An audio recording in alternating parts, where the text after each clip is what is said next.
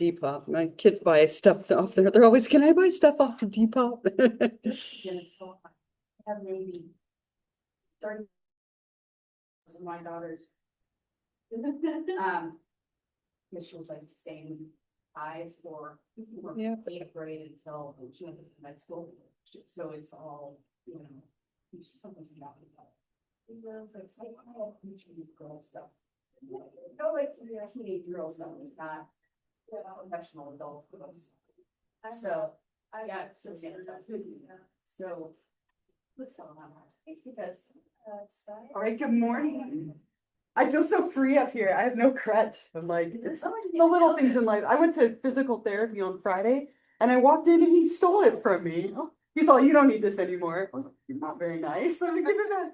But he gave it back again, but now I get to hobble around without it. But they did give me a surgery date. I'll talk more about it like probably in a week or so. But on the 22nd, the day we have our first exam, I'm gonna have surgery and I'll be out for that week and the following week. So I'm making some assignments. I'll talk about that soon. But just to kind of put it out there in the world, like the days, if you have your syllabus, I'll miss the 24th, 29th, and the 1st.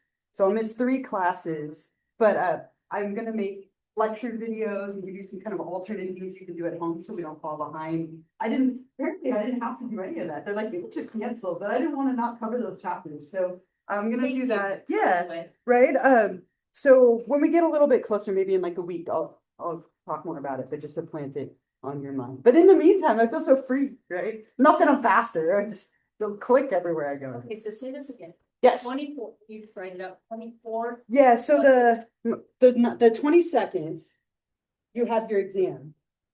And that's actually the day that I'm having surgery. So while you're taking your test, I'll be in surgery, right? I think I might rather take the test.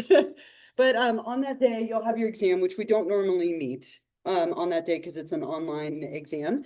And so then the 24th, 9/24, 9/29, and 10/1. So these 3 classes will be like online.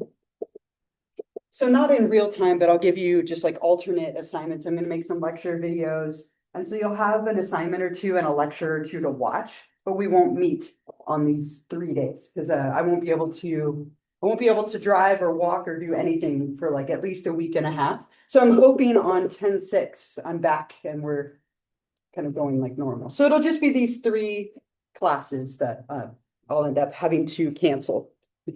So any other questions about that for now? They haven't told me what surgery I'm having, but I'm having surgery that day. Or they're like, we'll tell you when you come. Like, that's someone who likes to be in control of things. I don't love that. But I know somebody told me yesterday, write no on your wrong knee. Like, apparently, so they don't do like the opposite one on accident. Like, okay, I'll put a big, like, not this one, right?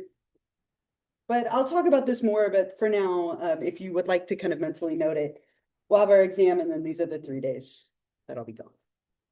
Right? I had another thought that I'm having.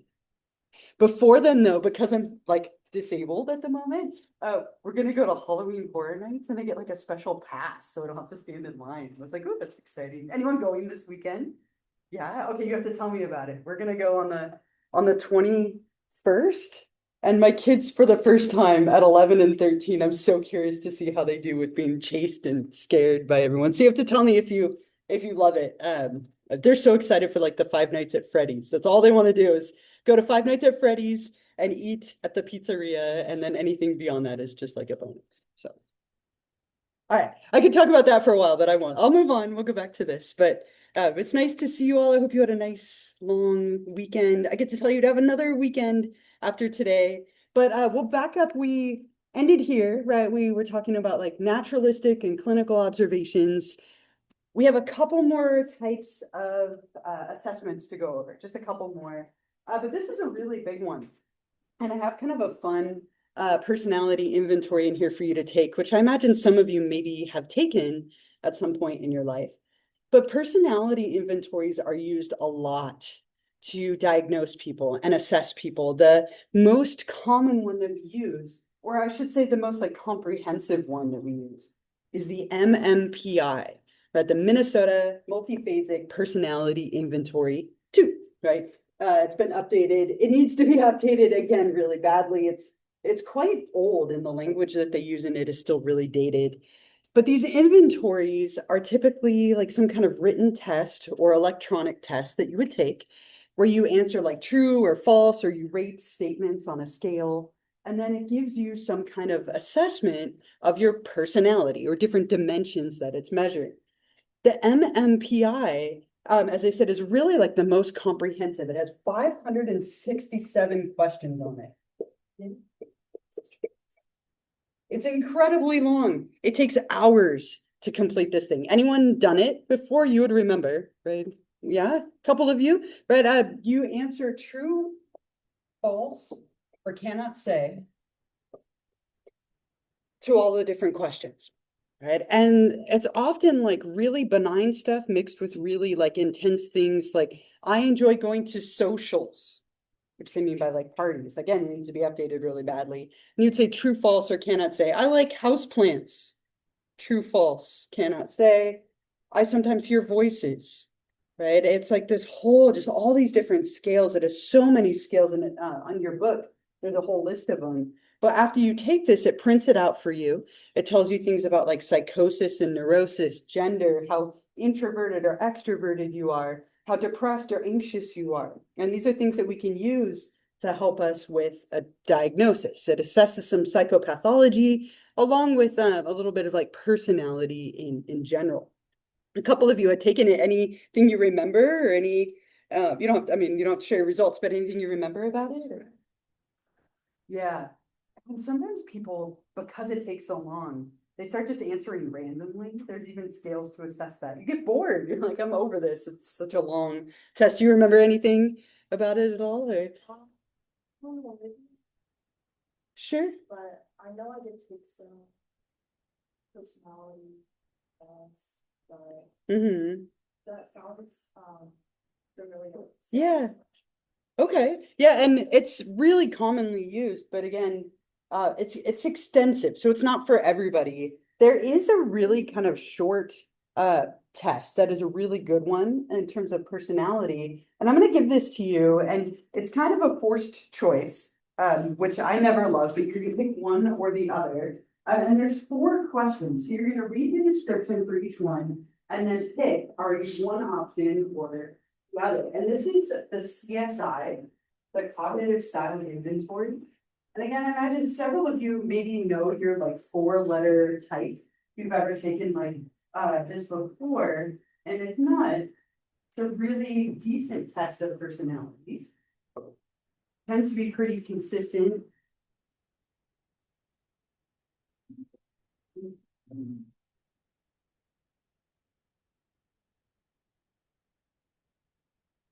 And I'm not turning this in so you can keep it.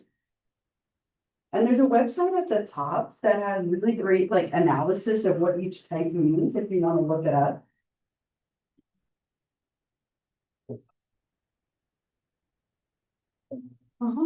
So most of you got where it's 2-sided. Some of you might have gotten where it's all together on one page.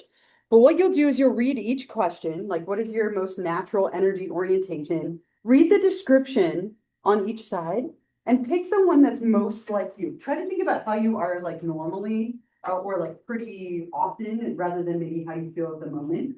And you'll pick either extroverted or introverted. You'll pick either thinking or feeling, and you'll end up with a 4-letter type, which you can write in the box when you're done. So I'll give you a few minutes and then we'll see what we came up with.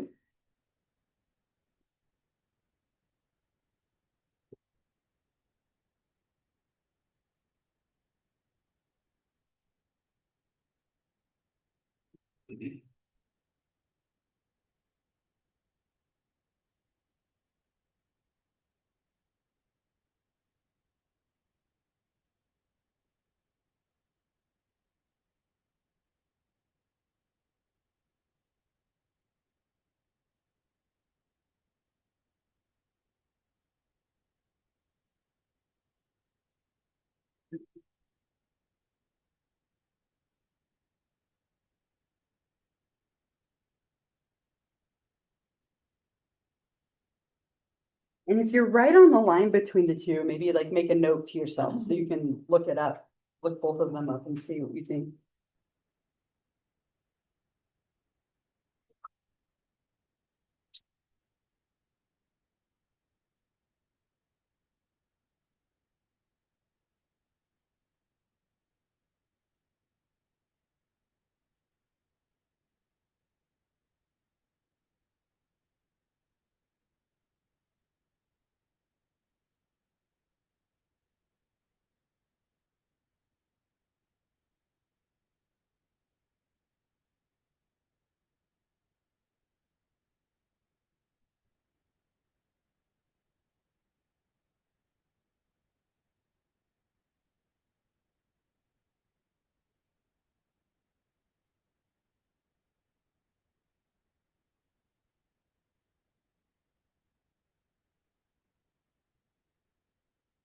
That what you are? Yeah.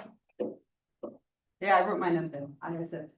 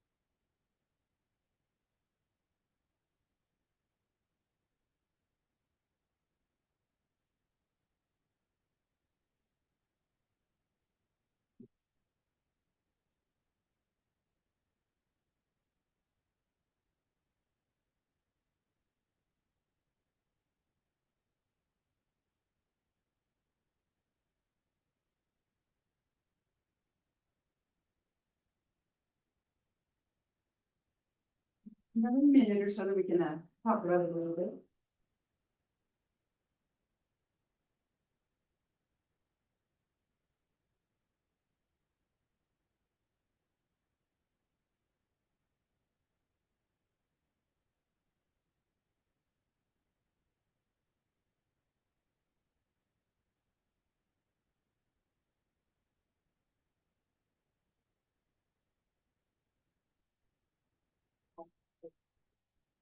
All right, how many of you have taken this before? By show of hands, or some version of this, right? So there's the Myers-Briggs Typology Indicator, the MBTI, which is very similar to this. So if you've taken it before, you might remember your four-letter type. That's mine. I'm an ISFJ. Anyone else ISFJ? All right. Right? But really interesting about this test, it tends to be really good. Like if you've taken it before, the likelihood that your four-letter type is the same is pretty high. Was that the case for anyone? Like there's some of you nodding, right? So as I mentioned, if you're interested, you can go to personalitypathways.com and it'll tell you the website up at the top. And it'll tell you what your four-letter type means. But this is a really common test. And like it doesn't help necessarily with pathology, but we use it a lot for majors, right? So our college and career center that we have here, they give a version of this test and then they look at common majors for your four-letter type, right? And so again, if you're like right on the line, like I always think of myself as extroverted, but I'm always introverted. Right. But I'm like, right, like 49-51, like right there percentage wise. And so if you're right on the edge, look up both of them and see which one fits better. But it's interesting. These can correlate to like majors. It can correlate to different like job choices. And so we use it a lot for screening in that way. Maybe not for assessment, but it is a great example of a good test. And again, that little website at the top will give you more if you want to know what your type means. For the Briggs one? Myers-Briggs Typology Indicator, so MBTI. And so Carl Jung, one of my favorite psychologists, I think he's like a really, really interesting guy. student of Freud, he was the one who invented this Myers-Briggs typology indicator, like looking at introverted and extroverted and typology for the first time.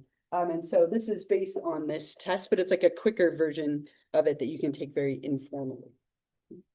Any like reactions or comments about this at all? Does it feel pretty like accurate of you? Yeah. Yeah, kind of got the same thing. Yeah, and that's good, right? Which one of those three things is that? Those three properties of a test? If you got the same result that you got when you took it before, you want to remember? Reliability, right? Consistency, reliability, you want that. It's your personality. Your personality is relatively stable. So if every time you took it, you got a different result, that'd be concerning, right? So again, depending on your mood, it could change it a little bit, but if you try and think globally, it tends to be pretty good. Everything different? Yeah. I'm taking fast on ENFA. Okay. I'm Okay, but 3 out of 4 different. but 3 out of 4 different, it's interesting, but also that like naturally you go through natural experience sometimes naturally. And Yeah.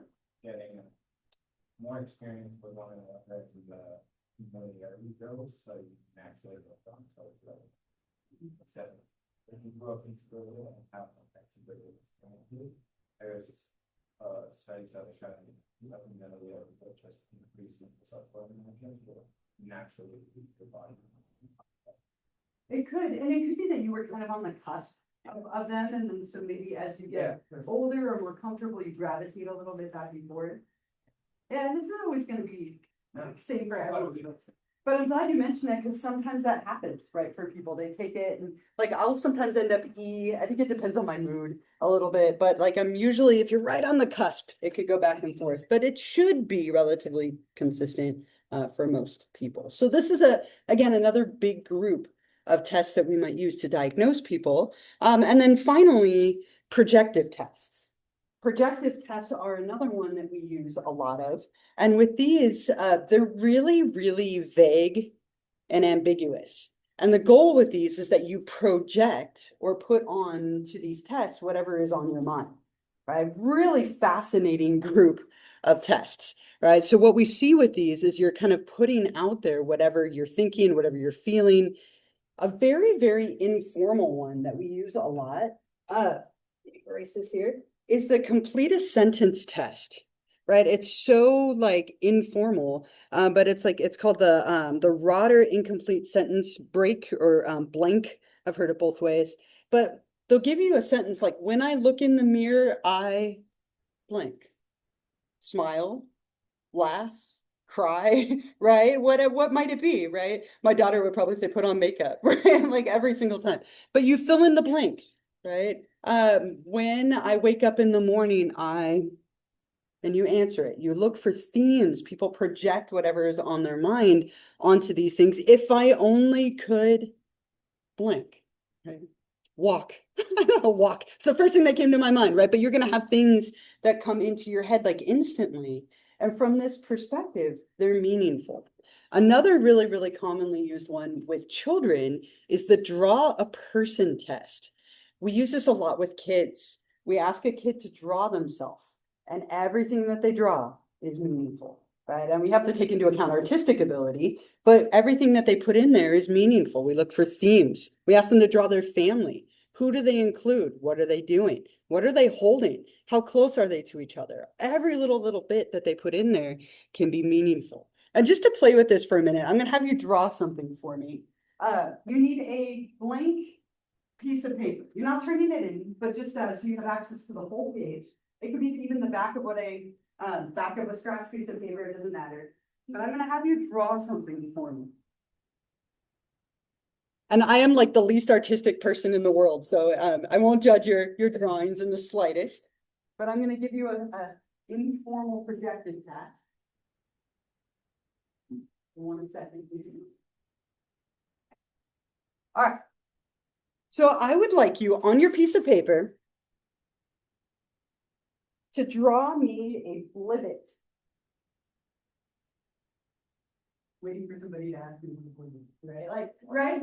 Right, okay, so I'm a very concrete thinker, as I just put out there with my eye, like my type, right? Like, so if you don't know what a blivet is, which I'm banking on the fact that you don't know, don't look it up. Okay, I'll show you in a minute. I want you to draw whatever comes to mind when you think of blivet. Wherever you want on your paper, whatever size you want, whatever you think it might be, drawing nothing is equally meaningful, right? But draw whatever comes to mind when you hear the word blivet. And I can tell who my concrete thinkers are because he's like very unhappy with me and I understand. But just draw something and I'll tell you how we can interpret it. A blivet. I'm not gonna look at you because some of you look very uncomfortable. I'm sorry. But draw a blivet. Don't look it up. I promise I'll show you what it is. But a blivet on your piece of paper. You could.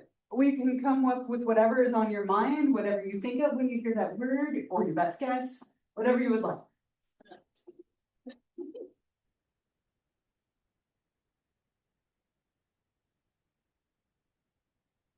I did this in my interview for this school, and the people were so mad at me, but I mean, they clearly liked it, but like, they were mad at me.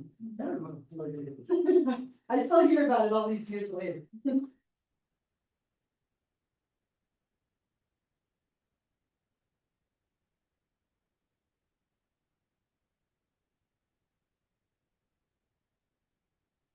Some of you are way more artistic than me.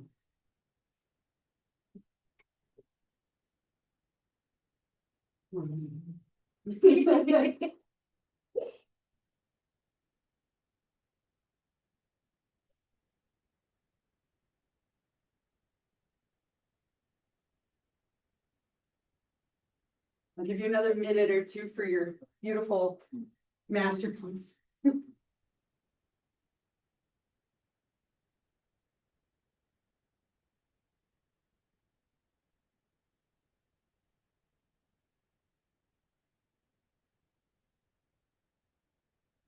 We're very creative.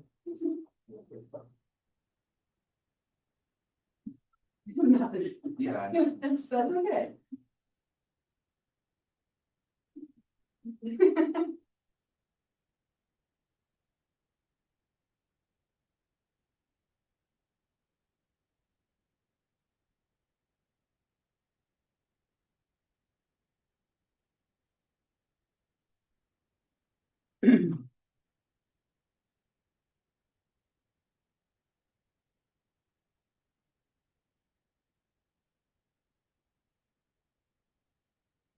How many of you are deeply uncomfortable with this task and ready to move on, right? I appreciate your honesty. I would be too. Okay, so if you're still creating your masterpiece, that's fine. But let me show you. This is a blivet. It's a real thing. Okay, I picked something super obscure. I was hoping none of you knew what it was. Okay, if you had, that would have kind of ruined the point of this.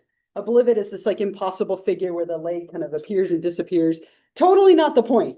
Okay, the point is I gave you a task, and on your piece of paper, most of you drew something. Okay, some of you very like creative little things. That's all little like little creatures. Some of you like very like linear, very like straight objects. Some of you wrote like the word blivet. All sorts of different things. Every single one of you gave me something different.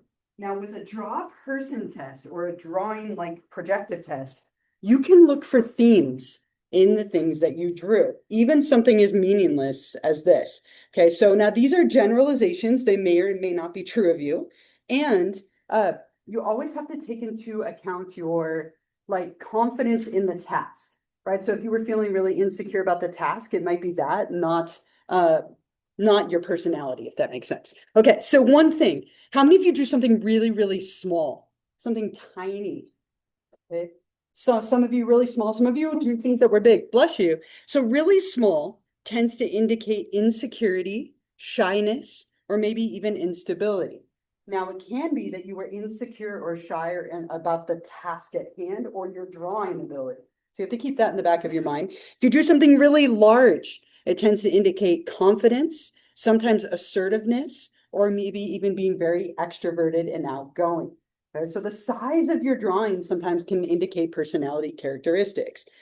If you drew nothing at all, right? Which a couple of you I saw like with blank pages, right? That could mean that you were overwhelmed by the task. You don't like to be wrong, right? So you don't want to put anything out there not knowing the answer. Or maybe you have a lack of like confidence in the task or in general. Was it literal or creative? Some of you drew very like creative, almost like little creatures of sort, right? You probably are a creative person, right? You tend to think outside of the box. If it's very like linear, very concrete, maybe that also represents your personality, that you tend to be very like concrete in the way you think about the world. The pressure in which you drew it. If you drew it very lightly versus very like heavy pressure, pressure tends to indicate energy level, right? Are you more energetic, so heavier pressure, or less energetic, lighter pressure? Also sometimes confidence. Is it detailed or simple? That can also represent your personality. Are you a very like complicated, detailed person, or a very like concrete, simple person in general? And then finally, top of the paper, middle of the paper, bottom of the paper. Okay, I had you draw it on a blank piece of paper. You had to choose where you were going to draw it. A lot of you went right in the middle, right? But some of you at the very top or the very bottom. The top of the page means you tend to be more optimistic in your personality style and the way that you interact with the world. The middle of the paper, more realistic, and the bottom of the paper, more pessimistic. And again, these are like little things that we can infer, but there are so many of them. Like in the draw a person test, random. If people draw buttons on a shirt, that tends to indicate vanity, right? Like, so if they have bigger buttons, they're more vain and obsessed with their looks. Like, there are all these like bizarre correlations between what people draw on these tests. And so this is just kind of like a little informal one that you can now hide or destroy or put away or whatever you want to do. Or some of them are really cute. Like there were some cute ones, but you can do things, something even as informal as this can tell you a little bit about your personality. Sometimes these tests aren't the best with reliability, validity, and also standardization. All right, moving on from the painful blivet, if that wasn't your thing. There are two tests here that are very commonly used, and they are fascinating. I think these are fascinating, and I can think of so many interesting stories and interpretations of these over time. The first one is called the TAT, the Thematic Apperception Test. This is an old test, but it's still used. This is an actual image from this test. So with this test, the TAT, we give a bunch of pictures to you as the client or the person being assessed. And we ask you to come up with a theme or a story about the picture. So I would show you this, and you need to tell me what's happening right now. What led up to this? What's about to happen? You create a story to go with this picture. Now, some people are naturally more creative and have fun with this. Other times, people put into these pictures what's going on in their life.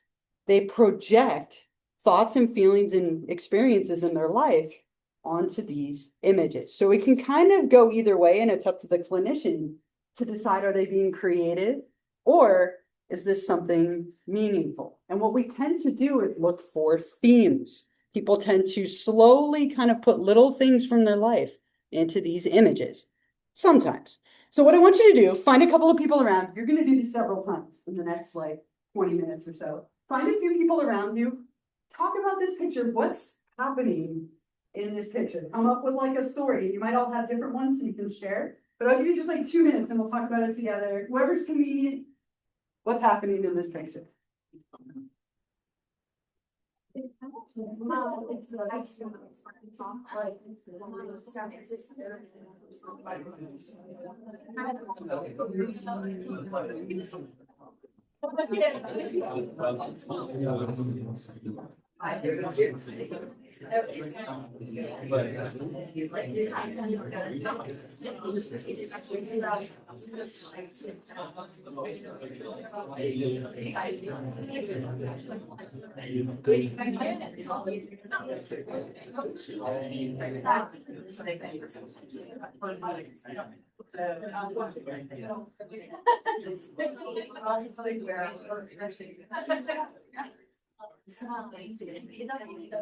I was gonna look at it.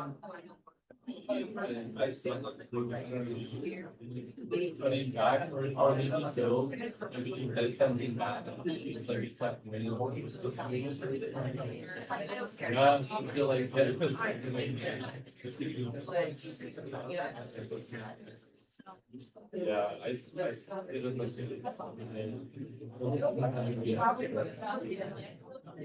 it feels like Yeah.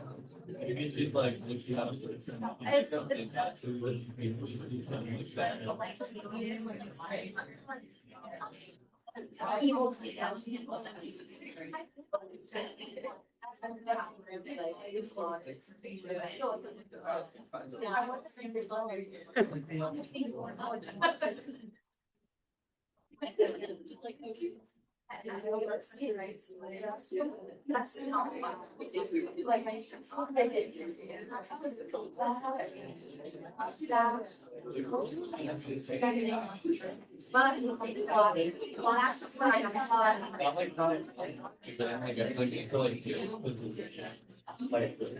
Evil. she's avoiding it, but she's looking right now.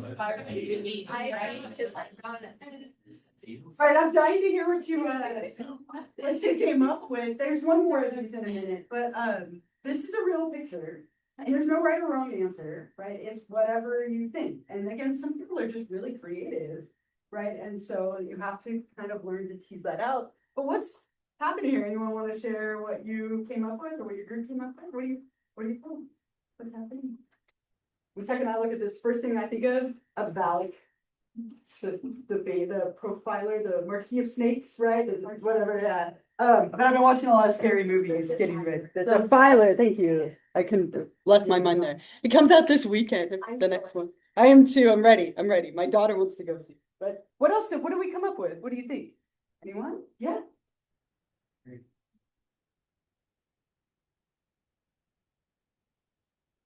Stuff on like the physical manifestation of Okay. like, you know, maybe they have a very strong religious thought, but kind of like, you know, not completely, maybe they're trying to come to their own and not be completely high based off of how they're brought up with. And I think that all of us have like our subconscious or a version of ourselves that are always judging mistakes or choices that we're constantly making. They're aligning with how we're acting and how we actually want to be versus like how we're actually doing. So I think from a very religious upbringing, it could be much more difficult to kind of shape those eyes and kind of give yourself the gentleness to kind of explore what your own beliefs are. Just better yourself in different choices based on what deep down you were brought up to. Okay, really deep. I like it, right? Yeah. We kind of just get the point of it feels like maternal judgment. Okay. Like, you know, between either like, you know, mom and child, or grandma and grandchild. Okay. That she looks very like smush, yes, smile, like she's not okay with whatever is being done. The upper is smart. She does kind of have like a smirk or like a dubious kind of like look. And one thing argument. It's kind She of won like argument. Okay. That's a really common theme, right? Like a grandparent, and a grandchild, a parent, and a child. There are other hands. What else? Yeah.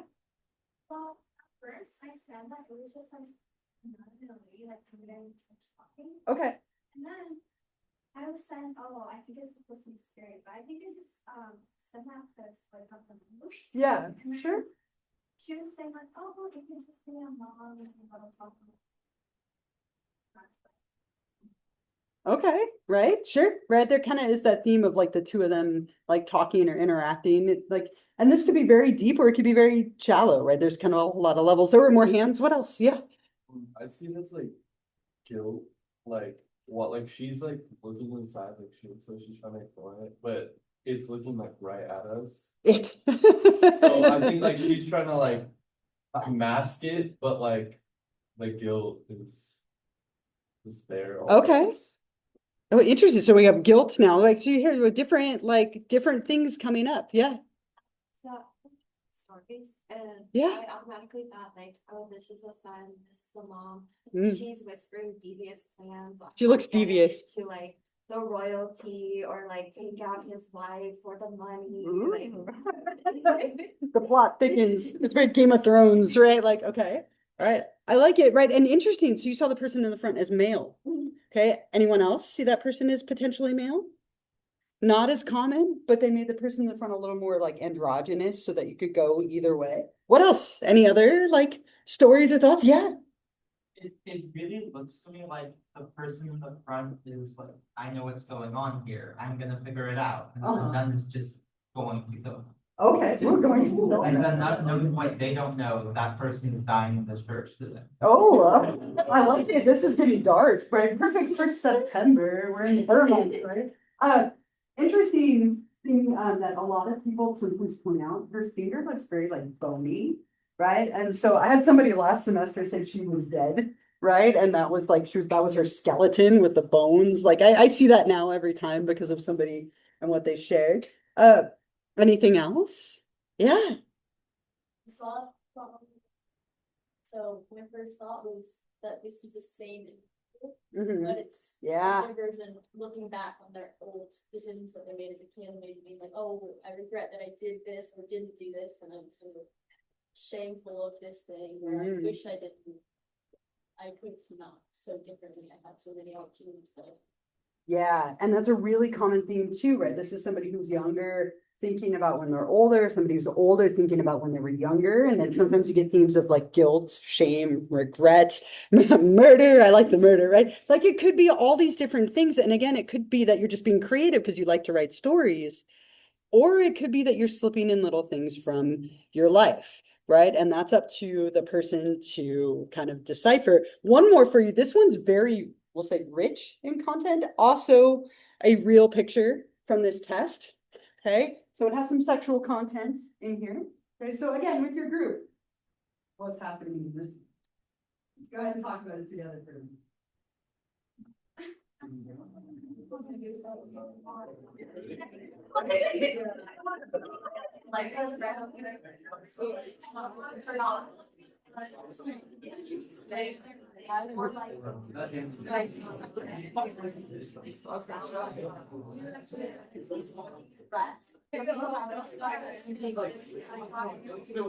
It's something like that. But it has to like, I guess, kind of fake kind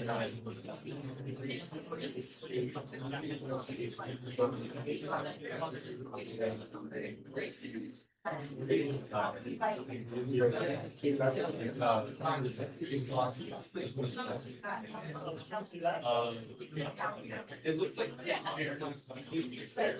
into the side.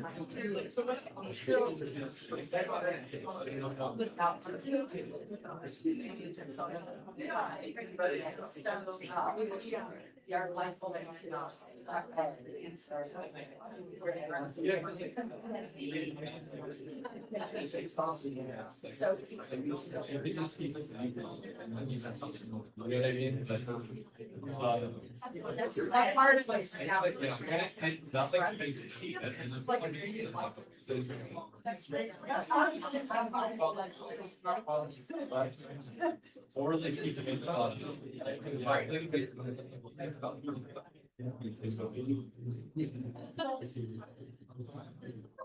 but then like, if the idea is still getting it all. Yeah.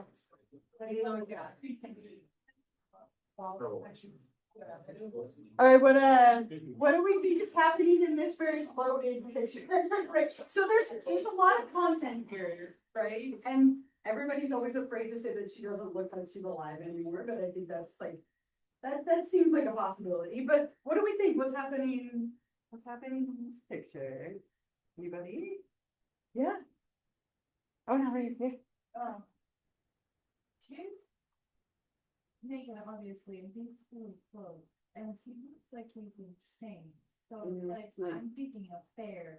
Okay. Like he got dressed and Yeah. he's like, oh, did I just do this? And she doesn't look dead. She looks tired. Okay. Now, I guess. She's worn out. Hospice sleep. Yeah, like He's not, but like, that's what Michael says, no, he doesn't look like he's in a place where he should be. Okay.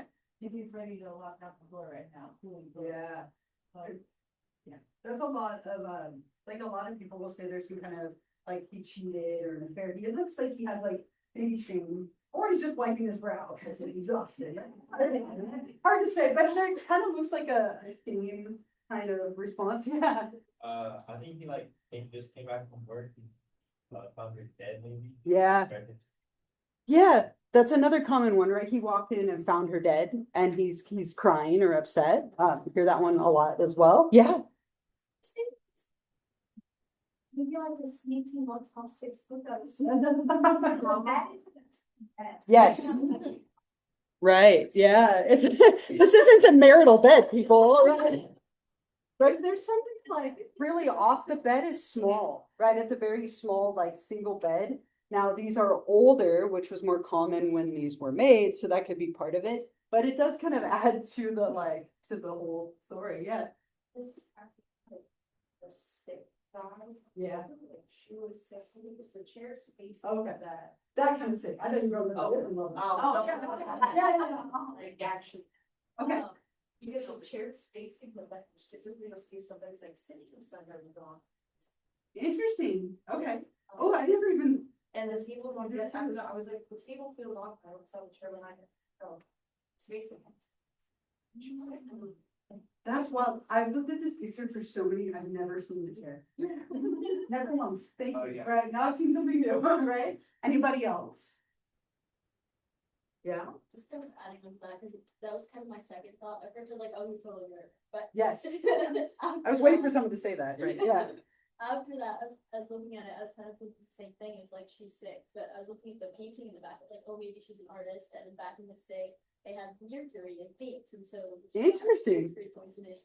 It's just about the bad news. It also doesn't look like really wearing shoes, so it looks like he took them off and he's wearing socks. Yeah, It's like, oh, he's comfortable at home, but the doctor just left. Just told him that, oh, Okay. she's gone. Like she's dead. but do you see how everybody picks up on different things? That's what's so fascinating about these. You had this whole like wonderful creative like story related to the painting and like notice the socks instead of the shoes. I've never seen the chair, right? Like it's just like you notice different things every time you look at it. Yeah. totally one of my favorite things. Yeah. Because who dies with their boobs? That's why he's looking away. He's embarrassed for her. It's like, oh God.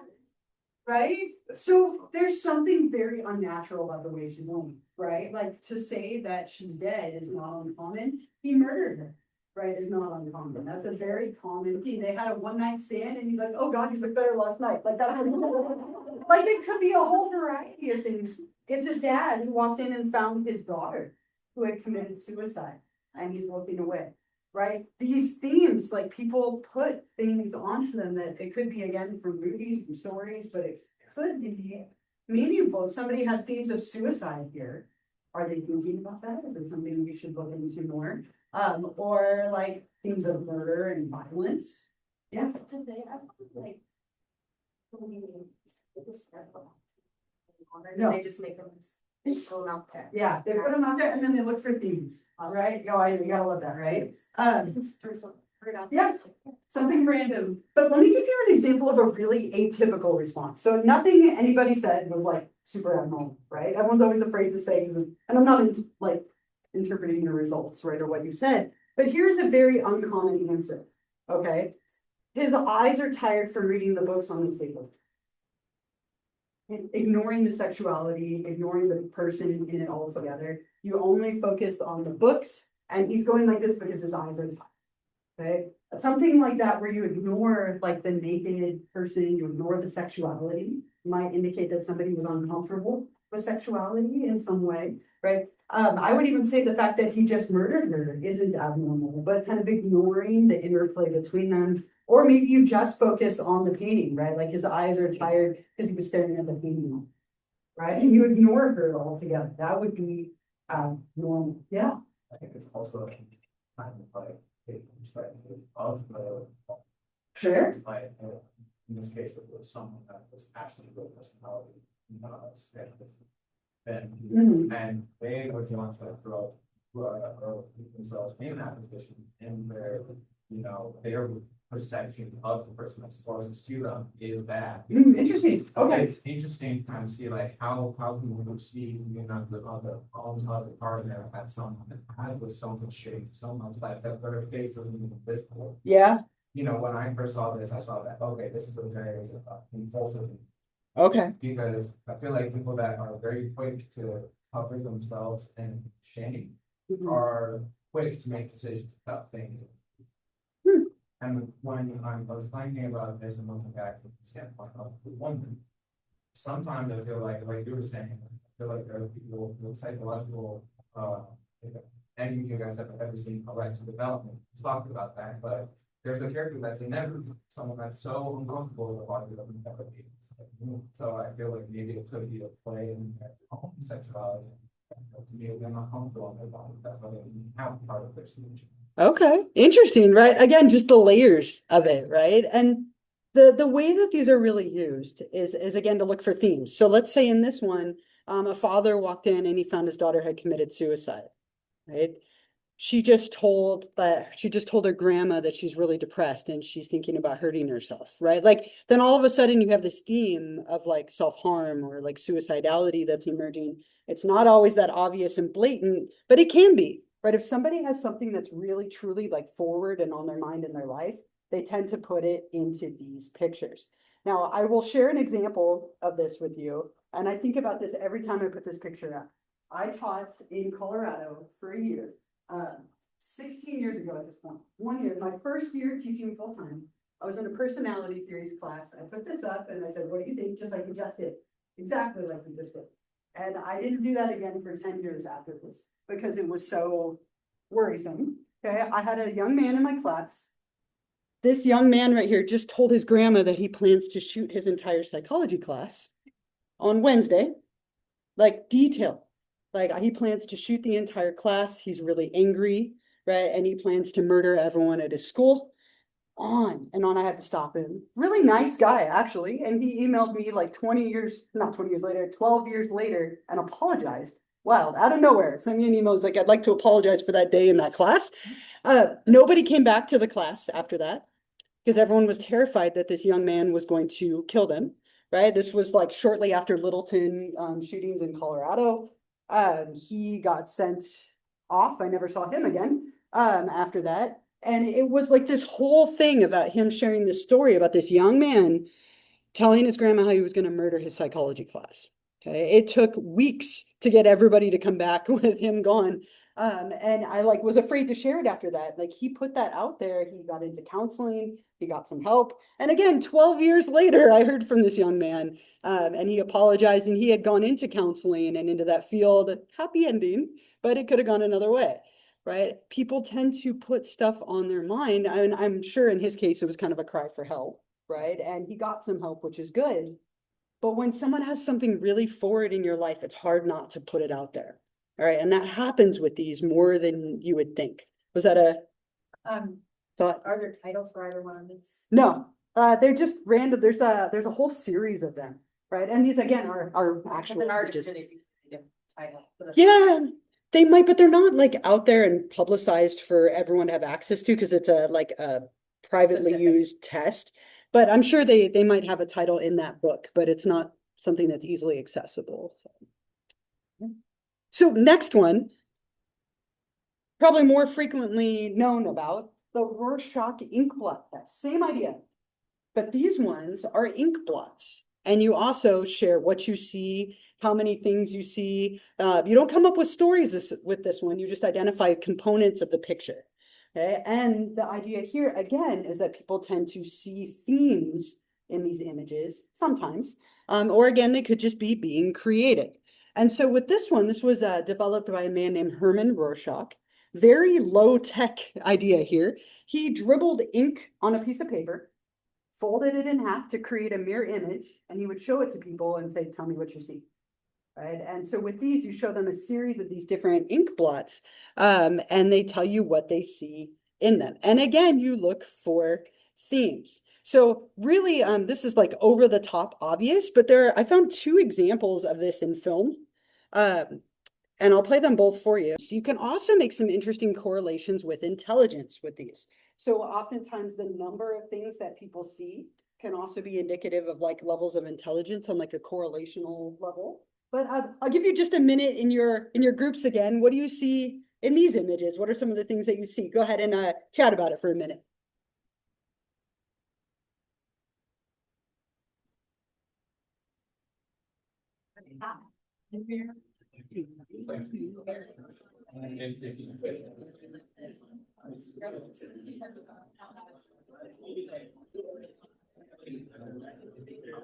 Oh, man.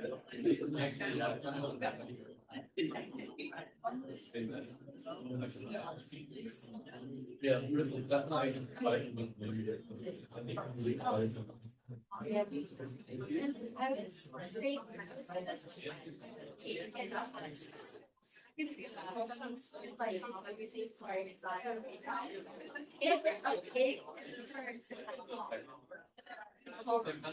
It's like this, and then oh, yeah. It looks like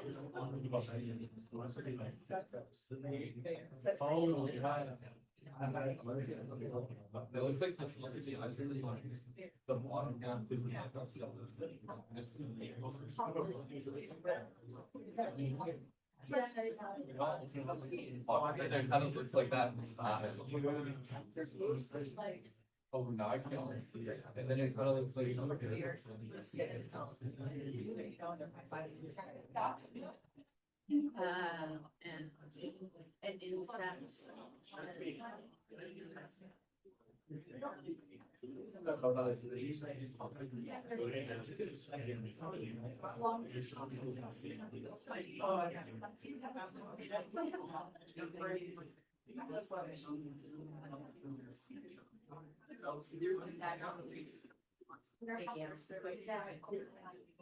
All right, what are some of the things you see in this one, right? Yeah, I wanna see, like an ant with like that.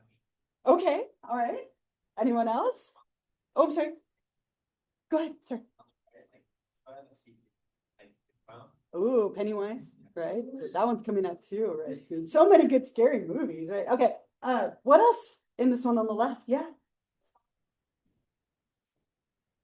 Oh, yeah. I like it. Okay. Anyone else? This one over here, the one on the left? Yeah, sorry, I did too. Looks like fun walk. Okay. The different eyes, the ears are messed up, there's little spikes in his back. Ooh, okay. All right. Anyone else? Yeah, So at first I just saw like a mask or something. Yeah. Scary mask. sure.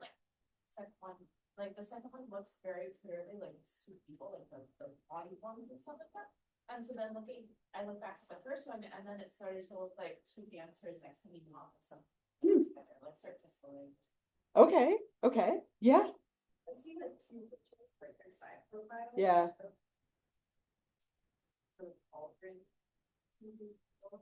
It's very fitting for the time of year then. I like it, right?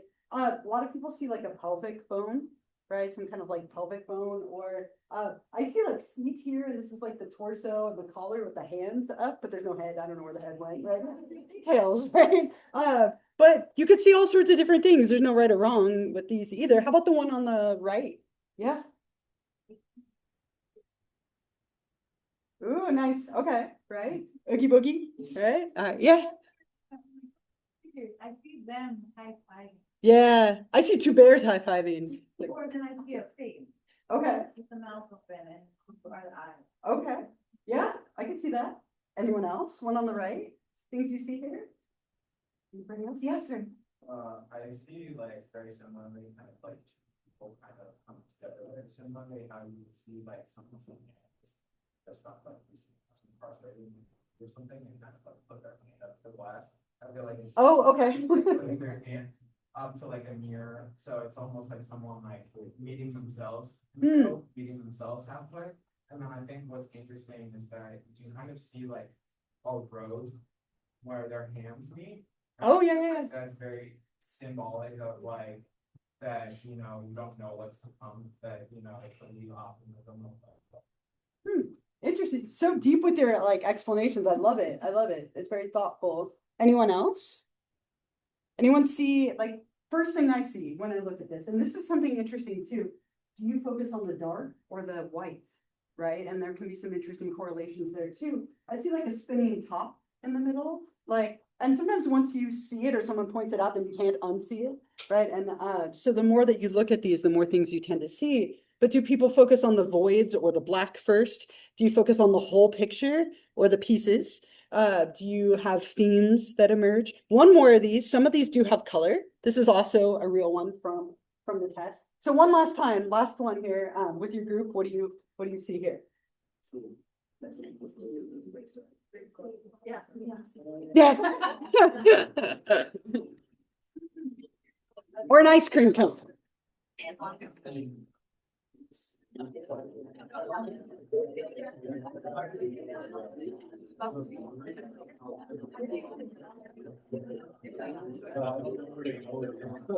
Looks like and like.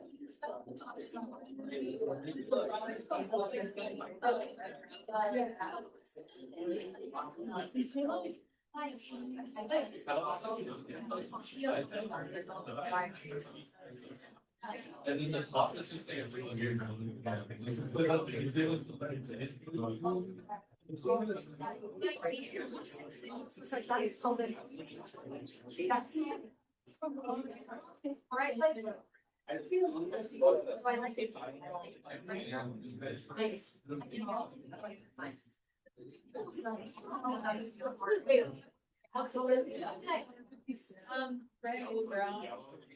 Oh, no, I see. Like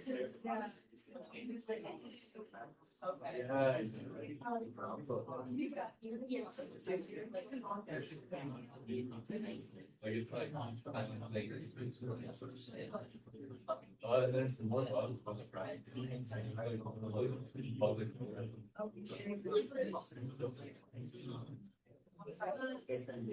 Oh, yeah.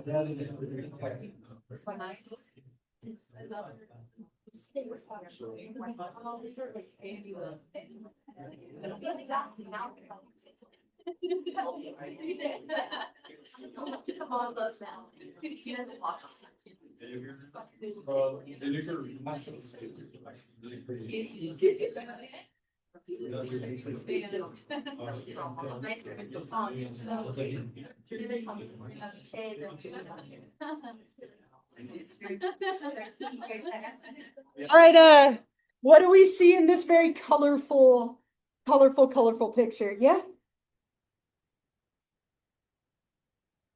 Like anatomical, yeah, like anatomy, right? Yeah. Yeah, Very much. sure. Oh, Yeah, middle of the sides, not so much. throw it off. Sure, but a lot of anatomy, right? That's a very common theme as well, yeah. Without dying, worries and with little creatures coming from. Okay, interesting, right? Yeah, they definitely look like lungs, but I don't know if I'd say healthy lungs, right? I might agree with you there, right? Other thoughts? Anything else that you see here? Yeah. British cultures. Okay. It's I love that. Yeah. Right? With flowers around them. It's very romantic, right? I like it. Set the stage, set the mood. I like it here. Anybody else? Anything else? Yeah. I see like two seahorses putting their stuff. Yeah, right? Crabs, like the losing to like crabs, really like a leaf. Totally. Right. How many of you see like an underwater theme vibe here, right? Like there's definitely something going on there. This one is so interesting to me, this picture. Okay, so I've been looking at this picture for a long time and I noticed different things throughout time, which is really interesting to me. And I'll share it with you. So when I first looked at this years ago in graduate school, I saw a scene from like the Aliens movies, right? The top, that's like the queen alien and like her little minion aliens and blood, right? Like it was like an Aliens movie scene. And then when we were trying to get pregnant, it took us forever to get pregnant with our firstborn, like forever, and lots of money. All I saw were ovaries and an egg, right? I was like, look, here's the ovary, there's the egg, it's right there, right? Like those are all I could see when I looked at it. Then years later, my kids were little and I was like, oh, it's an underwater scene, Sophia the First and the Mermaids, right? Like easily like Sophia the First vibes right there. And then we were having like issues with our house and plumbing and all these things. So I was like, oh, you don't know pliers? Yes. That's all I saw. Right? And so over time, you might see different things. You kind of tend to focus on different things depending on what's going on in your life. Or you just see a lot of like creative things and you come up with stories. And so again, it's up to the psychologist to kind of tease that out and discern that. But this is also an actual image. These projective tests are used, but they're not perfect, right? They tend to be kind of vague. And so there's a lot of wiggle room for interpretation. But very common with kids because kids don't have the filter that adults do. And so they might put things into these without realizing what they're doing. That's a very common thing that tends to happen. So after we've given somebody a battery of tests, right? So we've given them a whole bunch of different assessments, whether it was an interview and a projective test and a personality test and all these different things, we've observed them. Now we end up at a diagnosis. Okay, so after everything that we do, we arrive at diagnosing someone. We say your symptoms, your presenting stuff represents this particular disorder or disorders. Okay, and the book that we use in order to help us with this is the DSM, the Diagnostic and Statistical Manual of Mental Disorders. We're currently in the 5th edition text revision, right? So they update this every few years to reflect things going on in our culture and society. They change the names of disorders, they eliminate some, they add some, depending on research. But we're currently in the 5th edition of the DSM. Right, and we use this, it's like the Bible of psychiatry, if you will, right? It's what we use to diagnose all mental disorders. Now, the current diagnostic system is up there, and then the old one is up there. And interestingly, some people have really had a hard time letting go of the old one. It's sometimes used still. And I think in some ways it was a little like more spelled out. So I might ask you about either of them on the exam, which is why I gave you both. But the new one, you give a diagnosis, you rate the severity, and then you provide additional information. In the old one, we would break it up into different categories. So in one way, the new one is like neater and cleaner because we can just kind of list it. We don't have to divide it up. But the old one tended to look at different axes or levels separately. And so what we would do is, let's say we have a person and their diagnosis is major depression. Okay, or major depressive disorder. Let's say that's their diagnosis. Then what we would do is we would rate their severity on a scale of like 1 to 7. 1 being really mild, 7 being really profound. So we have this severity rating. And let's say it's like a 5, right? We would give it a number, and that number might change over the course of time in therapy. And then additional information. What we try to do is paint a clinical picture. So what's going on in this person's life that might be contributing to their depression? So let's give this person some like sad environmental stuff. Like what's something sad that could have happened to someone to make them depressed? Death. Death, okay. Not them, right? But somebody in their life, right? Okay, so let's say, who do we want to have died? Their mom died. Oh, it's so tragic. Freud, have a feeling with that, right? Yeah, their mom died. Okay, their mom died. One more. Something else sad. What was that? Their house burned down. Do we want to give them one more? House burned down? Oh my gosh. Their dog died. We should change this to a 7, right? It's getting worse by the moment, right? Okay, how about a medical condition? Anxiety. Okay, well, that's be a psychological one, right? So let's say they have thyroid issues. Thyroid issues could contribute to depression. So we'd also add that where they have thyroid like condition of some sort. Okay, so you're painting this picture. So when somebody looks at this diagnosis, they go, okay, this person has depression. Here's the severity. And then here are the things going on in their life that might be contributing to, exacerbating, or like part of this in some way. And in the past, what we would do is do that here. So you put their clinical disorder would be depression.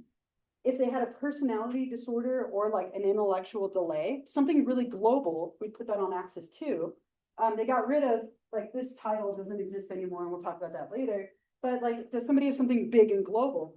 Do they have medical conditions that could be making it worse, like a thyroid condition? Their psychosocial environmental stuff would be their mom, their house, and their dog, right? This all the sad stuff. I feel bad for this fictional person, right? And then we would give them a global assessment, like a number, a rating. So that was the old system, and then this is the new one. It's much like cleaner in a way, but they're still sometimes used interchangeably, right? So the whole idea is to paint this again like clinical picture, right, through diagnosing them, right? So what is your main presenting issue or issues? You can have more than one. Severity, and then any information that might help to contribute. Yeah. Yeah, the interesting thing is it depends on the disorder. It's really tricky. Some are 1 to 5, some are 1 to 7. And so they have like a scale for certain disorders, and the general scale is 1 to 7. I'm not sure why they picked 7. It's kind of like a Likert scale, so they want to have like a clear, like neutral middle, but you could have done that with any other number too. So I'm not sure why they picked 7, but it's 1 to 7. It's a Likert scale. A Likert scale is where you have like a range from 1 to 7, usually, or 1 to 6, and it's like exclusively this way, and then there's like a range in between. So like, for example, Kinsey proposed a Likert scale for orientation. Someone could be exclusively heterosexual, exclusively homosexual, equally in the middle would be bisexual. What's the, how do you spell that? Sorry. Likert? No. Right, it's a no. Likert scale. Yeah. It seems pretty subjective, Yeah, like the rating, for example. it is. Very. Why, like, I feel like they should like have multiple people interview somebody and diagnose them with like average or something like that. I love that. Yeah, and they should, because what can happen is, let's say you go to one therapist and their opinion's a 3. The next therapist might be a 5. Next might be a 6, right? Same problem with diagnosing. You could go to 5 different therapists who receive 5 different diagnoses. It's a big problem in mental health in general. That health in general, right? Yeah. The reason why that's so hard is because so many people who actually need mental health don't have proper insurance. Yeah. To do that, so yeah, I think that's a good idea. Yeah. That's what problem happens, because one therapist may say this and the other Sure. therapist won't agree, and then there's clashing and it Yeah. doesn't help you. Oh, yeah. And then insurance is like, well, which one do you have? Your diagnosis dictates how many treatment That's sessions it. you get. Or Right. medication, that kind of- It's so complicated. The whole system is complicated. And there's another criticism that happens a lot too. The second you diagnose someone, you label them. Okay. And if you've ever had a label, if any of you have ever received a label, whether it's good or bad, people treat you differently because of it. It can change reality. It can create self-fulfilling prophecies, right? And let's say that you, and this happened to me recently, right? I have a young girl on my soccer team that added late. And like a friend of a friend of a friend was like, oh my God, you have her. She's awful. Good luck. Okay. And my partner and I were like, uh-oh, like, why is she so bad? We're like, okay, we're going to go in open-minded, because if I go in thinking she's awful, I'm going to treat her like she's awful. Right? We went in with like, okay, well, let's see. Maybe that was like, maybe they know her in a different circumstance. This is like the kindest kid. So sweet, so kind. I've had no issues with this kid whatsoever. If I had believed the label, I would have treated her differently as a result of it. Somebody finds out you have depression, they might treat you differently. Schizophrenia, they view it differently. So labels, as helpful as they can be, are problematic, right? People treat you differently. You view yourself differently when you have a diagnostic label. But now we know what you have, so we know how to help you. Okay, so if I know that you have depression, I can pull out the toolkit for depression to try and treat it. But you might view yourself differently for having that diagnosis. So they're very mixed. This is a very complicated system, and it's far from perfect. So I have a little homework assignment for you, because I want you to kind of get an opportunity to see the polar opposite perspective. We're talking about the major perspective that we diagnose people, mental illness is real, it's a thing. There is a polar opposite perspective that says mental illness is a myth. It's not a common, like popular perspective, but I want to give you this homework, and it'll pop up on Canvas in like the next 5 minutes. These questions and the link to the article. Okay, so next class, what we'll do is we'll start with this, but there's a short article from this book called The Myth of Mental Illness by a man named Thomas Sawes. This was written in 1961. Okay, so this is an old idea, but he wrote a brand new like take on this about 5 years ago. He feels the same way. Nothing has changed for him. So interesting, what you're gonna do is read this little excerpt, and the excerpt's on Canvas. I even read it to you in like an audio file. If you miss the sound of my voice over the weekend. And you can laugh at me because it was a word I like could not pronounce for the life of me. So you can feel better and laugh as you listen to it. But what you're gonna do is you're gonna answer these 3 questions just on a piece of paper, and you'll bring it with you. This is another participation exercise, and we'll talk about it a little bit together. Now, again, this is not the popular perspective, but I want you to see the opposite side. Okay, a lot of people don't believe in the idea of mental illness and think it's a myth. And this article is like the hallmark of that side. Okay, so again, this will pop up on Canvas. I think I either said it at 9:45 or 10, so it'll pop up soon. But these are the 3 questions we'll pick up here on Monday. Have another wonderful weekend, and I'll see you all next week. Thank you. Yeah, thank you. Class.